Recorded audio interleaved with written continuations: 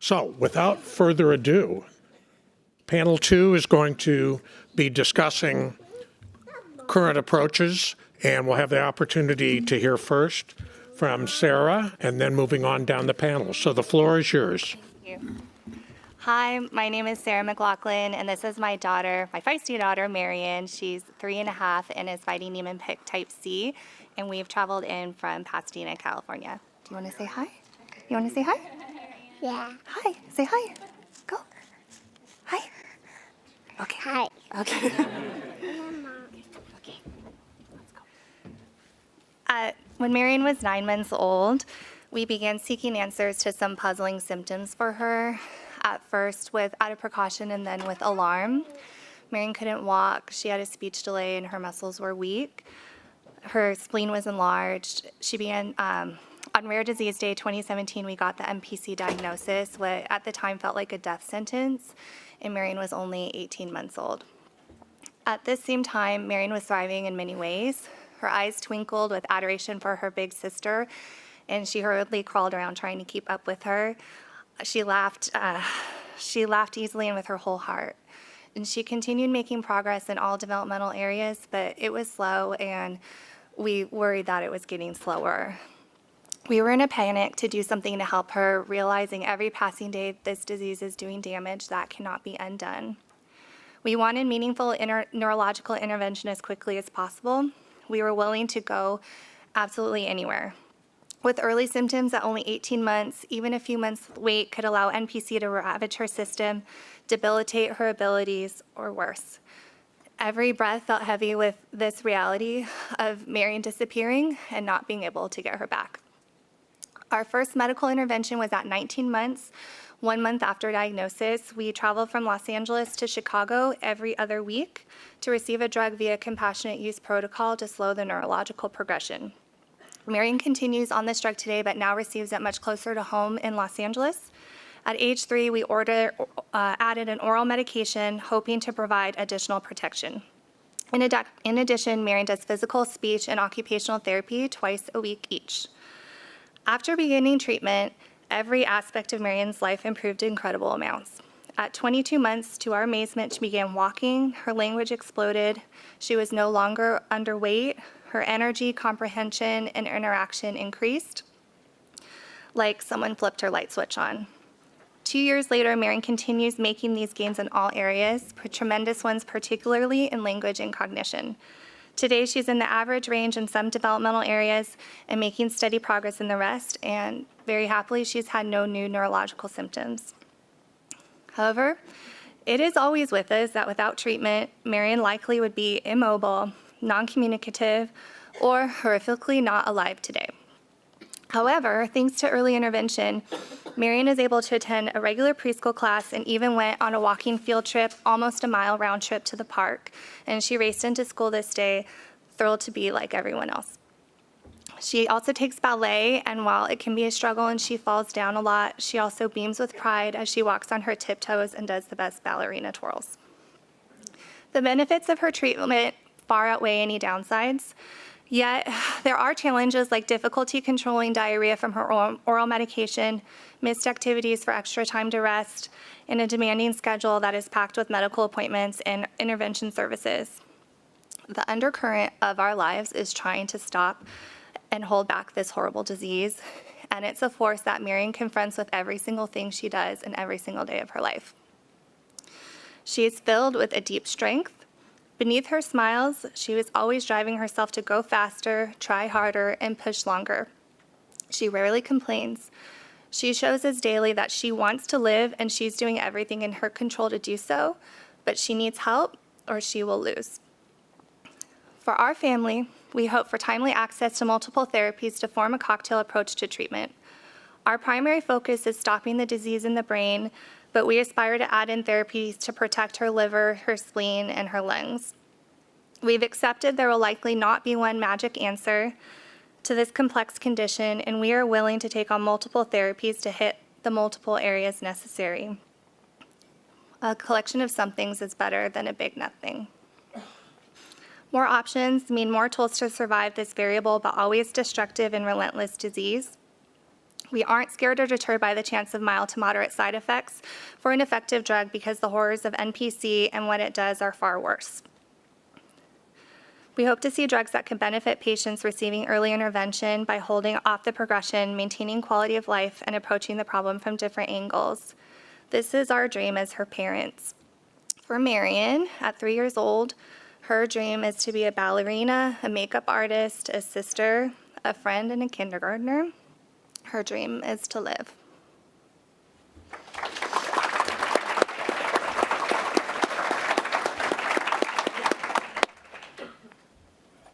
Good afternoon. My name is Alexander Kray, and I'm from San Francisco. I'm here to represent my son Jasper, who will be turning 16 in August. In the first 8 years of Jasper's childhood, we had no indication that he had any health issues. He uttered his first words at 6 months, crawled at 7, and walked by 15 months. By the time he was 2 years old, he communicated in complete sentences in both English and Russian, with no accent in either language. He had, and still has, a wonderful ear for music and precise relative pitch. In short, nothing in his early childhood development was a red flag. Although he was misdiagnosed with ADD in 2011, the fear that he might have a serious condition only arose in the summer of 2014. I was playing catch with him after school and noticed a momentary loss of balance. When I observed a similar dynamic a few weeks later, I became worried. To rule out a brain tumor, we brought him in for an MRI. The MRI showed no tumors, but did reveal some vermian atrophy in the cerebellum. After months of inconclusive blood tests, a full exome test led us to a diagnosis of NPC. Less than 1 year after ataxia first appeared, Jasper's condition had deteriorated markedly. His gait became staggered, his handwriting reverted to kindergarten level, and the ataxia became more pronounced. Simple activities such as brushing teeth or shampooing hair became difficult tasks. Cognitively, he deteriorated as well. While his reading fluency was above grade level, his reading comprehension was atrocious. Within a month of diagnosis, we started treatment with an immunosugar that's used to treat Gaucher's disease, and it's FDA approved, but it's currently not FDA approved for specifically for Niemann-Pick. Given the stark neurological decline we observed in the previous year, this treatment appears to have slowed the progression significantly from our perspective. However, while the neurological decline became less precipitous, it was perceptible nonetheless. His partial seizures increased in frequency, his balance continued to deteriorate, and signs of dysphagia and dysarthria came into place.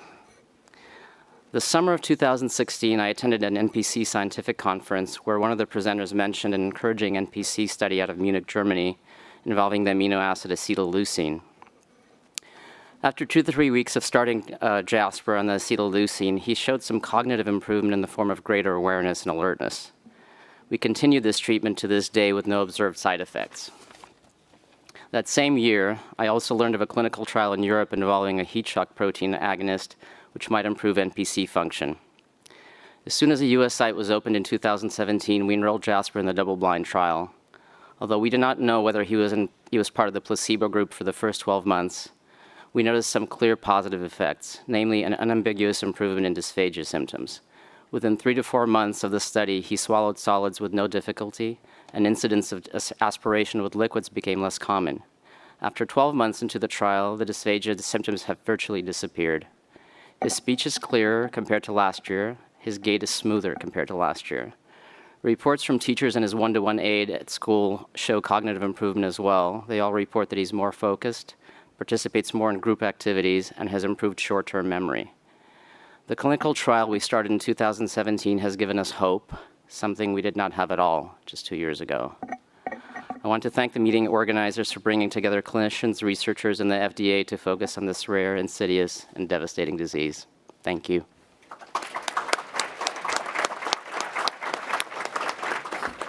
Good job. Good afternoon, everyone. I am Sean Recke, and my wife Amy and I live in Bethlehem, Pennsylvania. Thank you to the FDA, the Parseghian Foundation, and to all the NPC families for being here today. March 25th, 1999, the day our third child, Adam, was born. A healthy baby after a scary third trimester pregnancy. 2 weeks into Adam's life, he was jaundiced. Our pediatrician was not concerned. When he was still jaundiced at our 2-month visit, our pediatrician finally did a blood test at our insistence. The day after the results came back, we were admitted to our local hospital. And after a week's stay and a liver biopsy, Adam was misdiagnosed with neonatal hepatitis. Adam had a fairly normal early childhood with some mildly delayed milestones. He was actively playing soccer and baseball, just like our other 2 children. Adam was 6 when we finally received the diagnosis of Niemann-Pick Type C disease at our region's children's hospital. We were totally devastated, not only by the diagnosis, but the fact that there was no treatment. The doctor did write a letter, said she could write a letter to get Adam on some trial medication. So was the beginning of our long, trying journey. Adam will turn 20 later this month. Very slowly over the last 13 years, Adam has declined both physically and mentally. Adam began having seizures at the age of 12. The seizures increased to having multiple a day. Our neurologist's answer was to give Adam more anti-seizure medication, which has made him more lethargic. Because of the seizures, it's very difficult to lead a semi-normal life. We do not ever leave him unattended, not the life that a 19-year-old wants. Adam has a nurse with him and an aide with him at school every day. He has never showered by himself. And now, when he goes to the bathroom, someone always has to go with him. Even with someone with him at all times, he could still have a seizure and fall. NPC has robbed Adam of the ability to eat what he wants. Adam's on a soft, moist diet with his liquids thickened to the consistency of honey thick. Because of swallowing issues, the majority of Adam's meals have to be pureed. One of Adam's favorite foods is pizza. It's just not the same in milkshake form. We started a trial at NIH 6 years ago, traveling 400 miles once a month. Fortunately, Adam was able to transfer to a closer hospital for those treatments 3 years ago. Adam has now had 107 lumbar punctures, and the side effects include increased seizures, tiredness, incontinence, and extreme back pain. Our lives are driven by NPC. Twice a week, we go to physical and occupational therapy. He also has speech once a week. The LPs every other week cause him to miss school and a weekend full of recovery. It is very hard to go anywhere, especially one of Adam's favorite things is going to sporting venues. Adam will never eat a candy bar, drive a car, go on a date, hold a job, or buy a house because of this horrible disease. Despite this, he is a fighter. And he never complains and always tries his best at everything we ask him to do. His smile lights up every room he enters. Everyone who meets him falls in love with his inspiration and his love for life. Yes, our lives have been turned upside down, but we believe that a combination of disease-slowing compounds could give us time until a cure is found. We started the Race for Adam Foundation because every day is a blessing, and we are in a race against time. We know that research takes time, but time is not on our side. We do pray each and every day that the next big breakthrough will come. Together we can make this happen. Thank you all very much, and let's please work together to help all the NPC patients and their families. Thank you.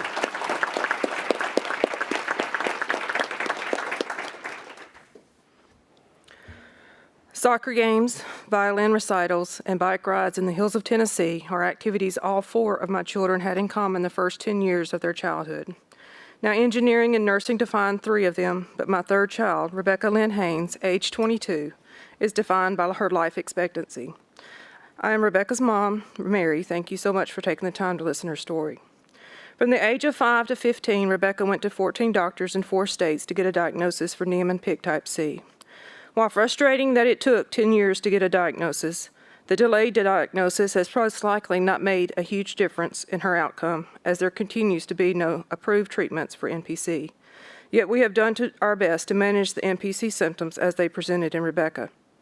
At diagnosis, Rebecca, age 15, was able to navigate the stairs to her bedroom. The following year, the dreaded grand mal seizure started. She kept asking, "What is wrong with me?" and I could not find the words. Over the next year and a half, uncontrolled seizures and multiple medications changed her life drastically. My sweet 16-year-old daughter started wearing diapers, using a walker, and lost much of her ability to speak and swallow. At 17, Rebecca had a feeding tube placed, and with a ketogenic diet and proper medications, we were able to obtain seizure control, but much damage had already been done. For several years during this period, Rebecca was in occupational speech and physical therapy. She also participated in aquatic and equestrian therapy and buddy baseball. Despite our best attempts to manage her symptoms and keep her active, Rebecca has continued to decline. 7 years after diagnosis, I have put my career as a registered nurse on hold to provide 24/7 care for Rebecca. Rebecca is unable to participate in many activities. Her inability to follow commands and non-existent fine motor skills does not make her a good candidate. Rebecca now has a tilt and space wheelchair, and after 3 hospital stays with pneumonia, Rebecca's lungs are her most constant struggle. The vest, suctioning, cough assist, oxygen, and oxygen monitor are necessary to keep her out of the hospital. Her pulmonologist has given her inhalers, nebulizers, and nasal sprays to use as needed. The doctor calls them tools in her arsenal. I am grateful to have these choices. Choices is something parents do not have when it comes to approved disease-altering therapies for NPC. I would love to have choices or tools in Rebecca's arsenal to treat Niemann-Pick Type C. At Rebecca's stage, we are constantly weighing the pros and cons of any stage and are fortunate that currently she does not require any daily prescription medications. Even so, we have been participating in an experimental treatment over the last 4 years. After treatment, we see small improvements for 3 to 4 days, a small smile, a few words, an attempt to wipe her own nose, the ability to hold her head up a little better, or just a little improvement in muscle control is what makes this 5-hour drive worthwhile. Finally, as a parent, how do I wish Rebecca's journey had gone differently? I wish she had been diagnosed at birth. I wish that diagnosis had made a difference. I wish she could have had tools in her arsenal or choices to combat this disease. As we are hearing today, from infant diagnosis to adult diagnosis, slow progression to rapid progression, with the diversity of all the different symptoms and journeys of this awful disease, it is doubtful that all medications will be useful for all. I wish simply to have medication choices available to make informed decisions for my child on the treatment of Niemann-Pick Type C, as well as medications for the management of the symptoms this disease causes. Thank you for your time.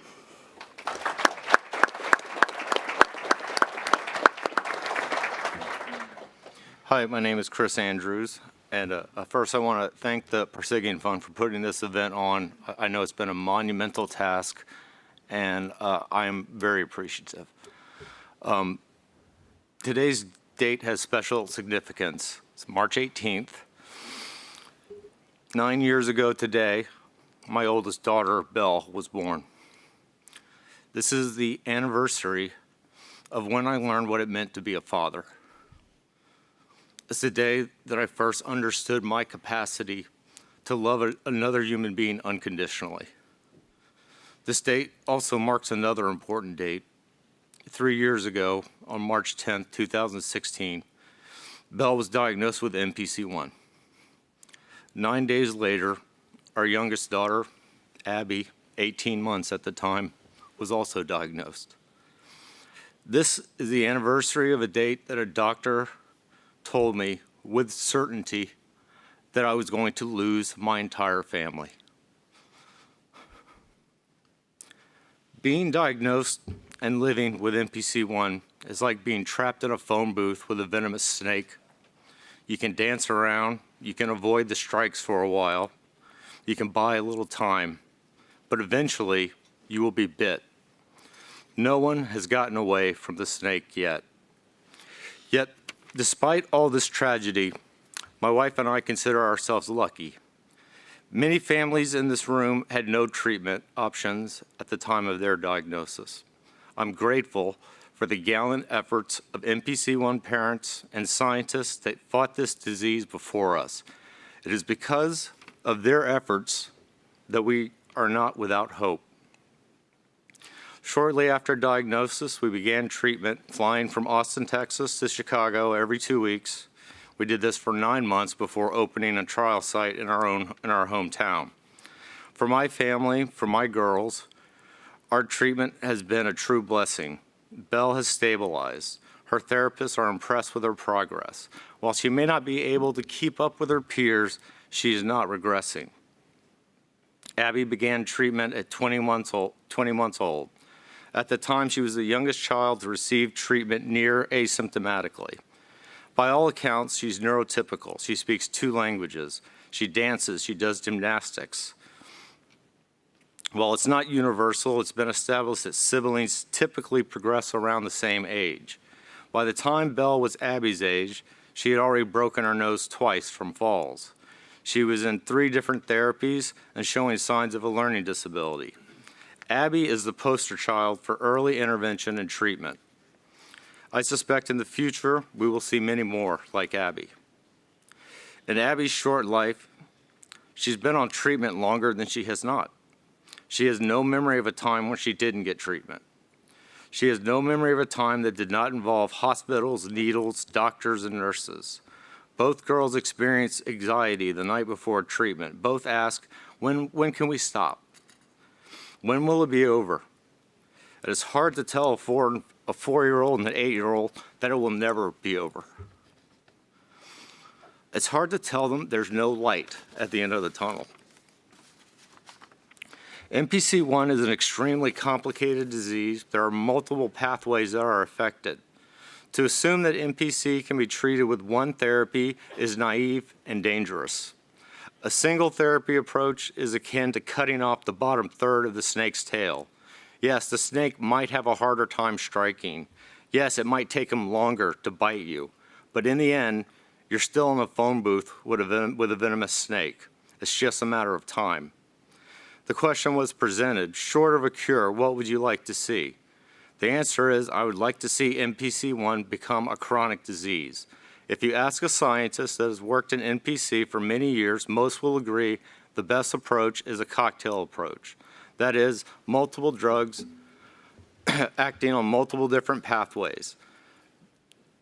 There must be a way to accelerate that process. There must be a plan in place to facilitate that process.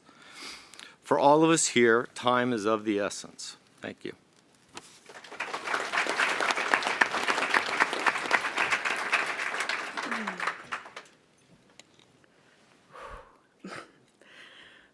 Hi, my name is Amy Whaley, and my son is John Michael Whaley. He's 26 years old, and he suffers from NPC1. John began having noticeable symptoms early in life that were misdiagnosed. He began having cataplexy at age 13, and by 16 had a massive grand mal seizure at school, and that began his rapid decline and a 3-year search for a diagnosis. John is currently being treated with multiple seizure medications, antidepressants to try and help his thought process. He's taking a first trial agent, which he's been having continuously since 2011, and is receiving a second trial agent in Chicago at Rush University Medical Center. Once started on the first trial agent, John's seizures greatly improved and his decline was noticeably slower but still continued. In the summer of 2017, we were able to start infusions of the second trial agent. I'd been watching the trial for a few years, waiting to see how the children were tolerating it, assessing to see if it was something that we were willing to try with John. And we heard about the positive results and spoke with some other parents whose children had been receiving the drug. My husband and I decided to talk to John Michael about possibly receiving it. John has difficulty with comprehension, communication, expressing himself, and getting his thoughts out. But when I explained the infusion, what he would have to go through to receive it, but the possible positive things that could happen, I asked if he'd be willing to try. His response, clear as day, was, "I'd be a fool not to try." The results, especially in the beginning, were amazing. We saw the light come back in his eyes, his voice came back, his expression, his ability to communicate. His gait even improved, and he was able to eat some foods he hadn't tasted for years. After his treatment the first time, he was wide awake and full of energy. He was upbeat and happy. He called my father that night and said, "Hello, Grandpa." My father gasped, and I could hear him crying. He hadn't heard John's voice for years. One of the greatest downsides to treatment for John is the process he has to go through to receive the infusion, and the fact that it isn't a cure and he continues to decline despite of it. We travel from Michigan to Chicago every 2 weeks. It takes 2 days of travel and treatment in which John misses out on daily life. He misses school, activities, time with his friends, physical occupational therapy every other week. Instead of being up and active, John is stuck in a car for 12 hours. The day after treatment is a full day of rest. Day 1 post-treatment, John can barely keep his eyes open. He's quiet. He sleeps for most of the day, and he cannot stay awake to eat safely. Fortunately, John had a G-tube placed in 2013, and we've been able to use that to keep up with his nutrition and hydration. By Sunday, he perks up a little, and by Monday, he's back to school. By the time he's really doing well again, it's time for another treatment. In an ideal treatment for John, I hope for less invasive approaches to treat NPC. I hope for a shorter treatment process that requires less travel and shorter recuperation times. I hope researchers are able to find a way to reverse more of the symptoms and to ultimately halt the progression of the disease. When considering new treatments for John, I always look at the whole picture. What is best for John, and ultimately, what is the safest for him? I consider infection risks, possible complications from treatment, and hospitalization time. I look at possible side effects and the quality of his life. I want John to live his life with joy and happiness. I want him to be filled with laughter and independence. And ultimately, I want to minimize hospital time so John can enjoy his life for as long as he is able. I look at my son's life and the lives of all of our Niemann-Pick children, and I am filled with both hope and the feeling of overwhelming heartache. Our children are suffering, and they are dying. For so long, all I felt was hopelessness, sadness, and fear from watching my son disappear before my eyes and knowing that one day he will not be here. But today I am filled with gratitude and hope as I am able to ask for urgent attention to be brought upon NPC. We need more treatments and a cure desperately for our children.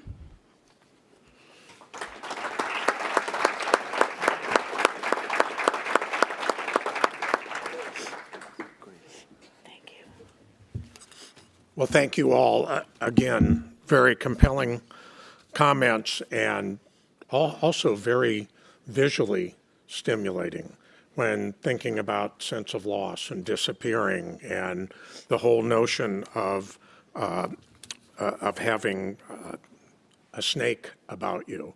I mean, those give some fairly graphic representations to the frustrations that many feel.